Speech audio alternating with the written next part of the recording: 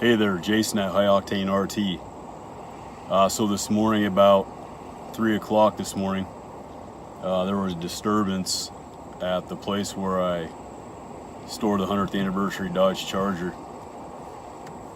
So when I got there and got into the unit,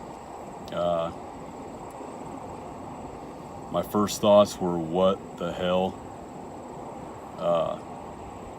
I never thought this would happen to either one of my Chargers, any of my vehicles for that matter.